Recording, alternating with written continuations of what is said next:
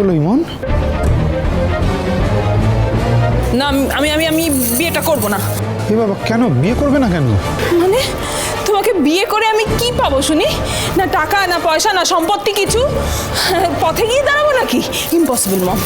ইমন, তুমি তো চিরকুটের মায়ের অধিকার পাওয়ার জন্য বিয়েটা করছিলে, তাই না? মামি মামি, আজ থেকে আমরা একসঙ্গে থাকবো। আমি আমার ব্যাগ প্যাক করে আনছি। হ্যাঁ মামি, মাই ফুট। আমি তোমার মম নই।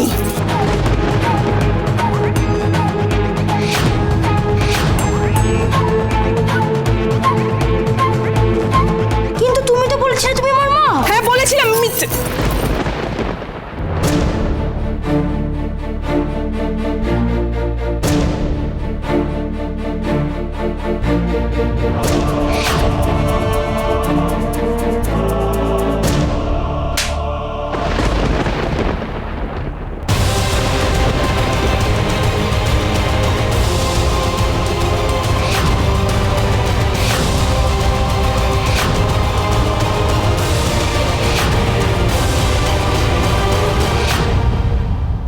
How dare you!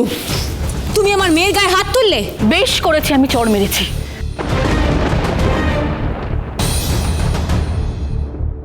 এই চড়টা আমি অনেক আগেই মারতে পারতাম, কিন্তু সঠিক সময়ের জন্য অপেক্ষা করছিলাম, যাতে সবার সামনে আপনার পর্দাটা ফাঁস হয়। আর দেখলেন তো সত্যিটা কেমন আপনার মুখ দিয়ে বেরোলো। ছি ছি ছি ছি ছি, এরকম শয়তান মেয়ে আমি না জীবনে দেখিনি। এভাবে অভিনয় করলো, হ্যাঁ, এভাবে কলঙ্ক দিল আমার ছেলেটার গায়ে। ও যা বলেছে সবটাই তো ভিত্তিহীন দিদি ভাই, কিন্তু রিপোর্টটা। ওগুলো সব মিথ্যে মেজনা। ইমন ম্যাডাম আর চিরকুটের রিপোর্ট নেগেটিভ এসেছিল, সেটা আমি আগে জেনে গিয়েছিলাম। আমি কাউকে বলিনি, যাতে ইমন ম্যাডাম ভাবেন যে উনি এই বাজিটা জিতে গেছেন। আসলে কি জানো তো দিদি ভাই, এই মার মেয়ে ভেবেছে পৃথিবীতে টাকা দিয়ে সব কিছু কেনা যায়। ওরা বারবার ভুলে যায় যে এদেশে আইন আছে, আর সেই জন্যই ডক্টরকে টাকা দিয়ে রিপোর্ট বদলে দেওয়ার কথা বলাটাও যে একটা ক্রাইম, সেটা ওরা ভুলে গেছে, যেটা ওরা করেছে। তার প্রমাণও আছে আমার কাছে। এই হলো তার প্রমাণ, দেখো ভালো করে। ডাক্তারকে ঘুষ দিচ্ছে, দেখো মা। ঠাম্মি দেখো। টাকার প্রয়োজন কার থাকে না বলুন তো? আপনি এই টাকাটা নিয়ে আমার কাজটা করে দিন, এরপর আরও টাকা পাবেন। জাস্ট একটা ফেক রিপোর্ট বানিয়ে দিন, ব্যাস।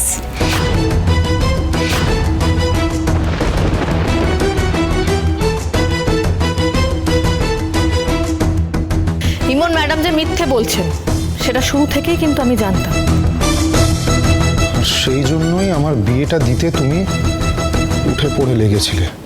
সুন্দর সূক্ষ্ম একটা প্ল্যান, আর তাতেই তোমার আসল চেহারাটা সামনে চলে এলো ইমন।